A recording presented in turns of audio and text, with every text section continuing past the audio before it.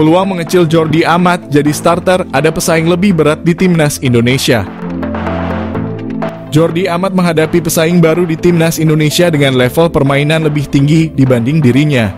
Terakhir kali Jordi Amat membela timnas Indonesia, Jay Itzes belum tersedia untuk tim Merah Putih. Penampakan terakhir Amat di tim Garuda terjadi di Piala Asia 2023 saat ia membawa Merah Putih berkibar hingga 16 besar. Saat itu Jay Itzes sudah mengantongi status WNI tetapi melewati batas pendaftaran pemain Piala Asia 2023. Belum ada Itzes, Amat menjadi andalan di lini belakang. Dengan usia 32 tahun, ia juga melewati rentang usia pemain yang biasanya dipanggil Shin Tae-yong. Pada agenda berikutnya di kualifikasi Piala Dunia 2026 pada Maret, Amat mengalami cedera sehingga tidak dipanggil. Dua laga melawan Vietnam pun menjadi panggung bagi Itzes untuk unjuk kebolehan. Itzes menyumbang 2 celaan shot dan 1 gol dalam 2 laga berakhir atas Vietnam. 3 bulan berselang, Amat sudah sembuh dan kembali dipanggil untuk agenda kualifikasi Piala Dunia bulan Juni. Pada skuad mendatang, peluang ex-back Swansea City itu untuk menjadi starter tak akan sebesar bulan Januari. Itzes membawa performa level tinggi dari seri B yang sulit disamai back lain di skuad Garuda. Back berusia 23 tahun itu juga sedang bersaing di jalur promosi Liga Italia, sehingga berpotensi tampil di seri A musim depan. Sementara itu Amat sudah meninggalkan Eropa sejak 2 musim terakhir dengan bergabung Johor Darul Takzim yang tak punya lawan sepadan di Malaysia.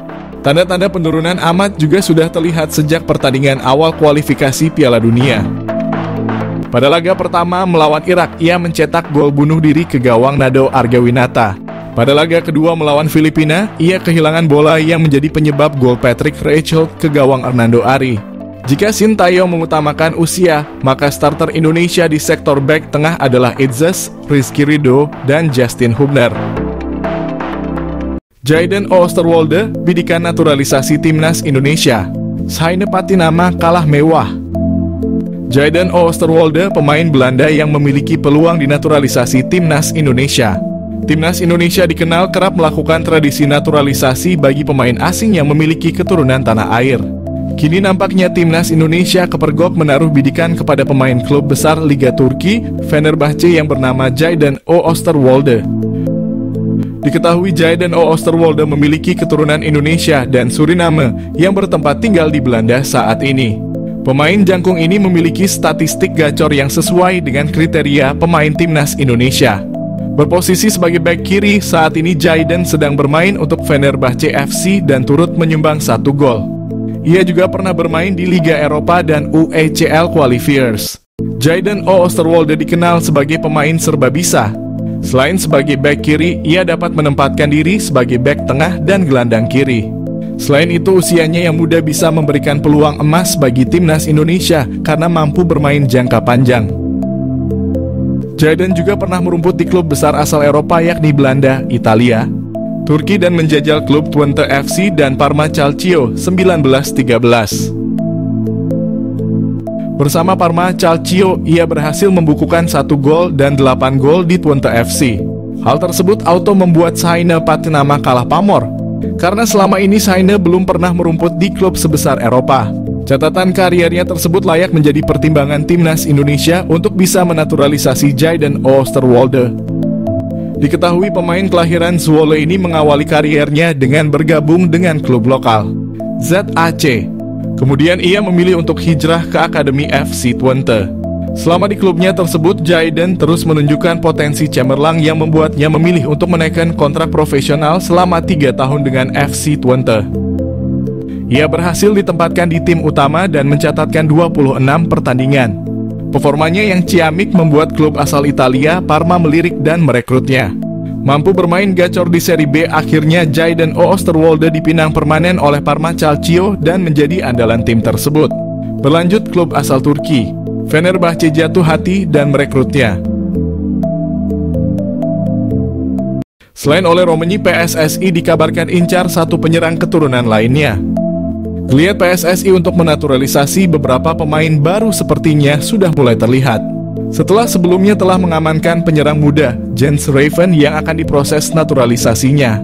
Kini PSSI juga dikabarkan kembali mendekati penyerang muda asal klub Belanda, FC Utrecht, yakni Ole Roemeny. Namun ternyata PSSI dikabarkan tidak hanya mendekati penyerang berusia 23 tahun tersebut. Salah satu pemain yang juga dikabarkan tengah didekati oleh PSSI adalah Milan Manhoef. Menurut Roni Pangemanan atau Bung Ropan, PSSI dikabarkan akan menjadikan Milan Manhoef sebagai salah satu target buruan selain Kevin Dix dan Ole Roemeny yang lebih diprioritaskan. Milan Manhoef sendiri sejatinya bukanlah pemain yang berposisi sebagai penyerang murni. Dirinya sejatinya merupakan seorang winger yang juga bisa bermain di posisi fullback ataupun penyerang depan. Kemampuan ini mirip seperti yang dimiliki oleh salah satu pemain keturunan timnas Indonesia saat ini, yakni Ragnar Orotmangoen yang juga bisa dimainkan sebagai penyerang kendati berposisi sebagai winger. Milan Manhoef bisa panaskan persaingan di lini winger timnas. Jika rencana ini terrealisasikan, maka timnas Indonesia akan kembali memiliki pemain yang bermain di Liga Inggris selain nama Elkan Bagot dan Nathan Chuaon. Hadirnya nama Milan Manhoef sendiri juga diprediksi dapat memanaskan persaingan di sektor winger kanan timnas Indonesia. Sejauh ini timnas Indonesia hanya memiliki sedikit nama pemain yang kerap kali beroperasi di sektor winger kanan. Selain nama Witan Sulaiman, ada pula nama Egy Maulana Fikri dan Yakob Sayuri yang kerap mengisi posisi winger kanan timnas Indonesia saat ini. Ini penyebab Shin Tae-yong minta Calvin Verdonk gabung latihan timnas Indonesia. Pemain keturunan Calvin Verdonk tampak hadir di sesi latihan timnas Indonesia meski proses naturalisasinya belum rampung. Menurut pemaparan Ketua Badan Tim Nasional, Sumarji, Calvin memang sengaja dipanggil atas permintaan pelatih Shin Tae-yong karena ingin melihat kondisi pemain berusia 27 tahun tersebut. Timnas Indonesia melangsungkan latihan bersama menjelang laga persahabatan melawan Tanzania dan 2 pertandingan di kualifikasi Piala Dunia Zona Asia. Dalam latihan tersebut terlihat sosok Calvin Verdonk yang ikut berlatih bersama timnas Indonesia.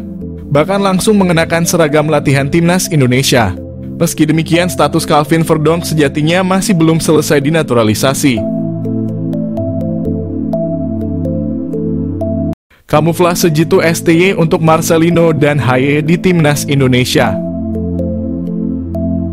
Shin Tae-yong selalu punya kejutan strategi saat mendampingi timnas Indonesia bertanding. Salah satunya strategi kamuflase posisi.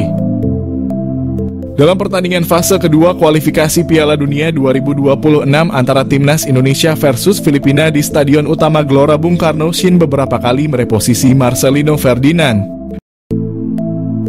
Pada menit ke-24, Shin memanggil Marcelino ke pinggir lapangan. Pelatih asal Korea Selatan itu mengucapkan beberapa kata dan memperagakan bahasa tubuh ke Marcelino. Pada saat yang sama, Tom Haye jadi maju agak ke depan, menjadi second striker atau playmaker. Hasilnya, Haye mencetak gol pada menit ke-31 setelah menerima umpan Nathan Chuaon. Sebelum kick-off usai gol tersebut, Marcelino kembali dipanggil ke sisi lapangan. Kali ini asisten pelatih Cho Byung-kuk didampingi penerjemah Jong Seok-seo memberi arahan. Semenit berselang, Shin kembali memanggil Marcelino. Meski hanya berbincang sebentar, Marcelino kembali bermain di posisi sayap dan Haye kembali jadi metronom di tengah. Masuk babak kedua, Marcelino tak pernah dipanggil lagi oleh Shin. Hanya saja Marcelino jadi cerdik mereposisi diri di tengah permainan. Keberanian Marcelino dalam mengolah bola juga mulai kembali. Sempat tak berani banyak menggiring bola, perlahan tapi pasti Marcelino mulai atraktif lagi. Hanya saja gocekannya belum klinis. Beberapa kali akselerasinya dipatahkan lawan. Kendati demikian, ini jadi pertanda bahwa Marcelino mulai bisa lepas dari beban psikologis hujatan publik.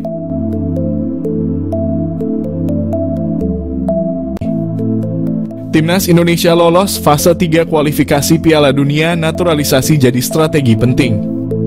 Ragam komentar mengiringi keberhasilan timnas Indonesia melaju ke babak ketiga kualifikasi Piala Dunia. Ragam komentar pun tak lepas membahas kunci sukses dari Garuda melaju jauh di babak kualifikasi Piala Dunia, mengingat pencapaian tersebut adalah kali pertamanya. Sebelumnya timnas Indonesia selalu kandas di babak penyisihan grup dan tentunya kalah bersaing dari 2 tim Asia Tenggara seperti Thailand dan Vietnam. Namun itu dulu, kini Indonesia menjadi kekuatan baru sepak bola Asia Tenggara setelah sukses menjadi runner-up grup F.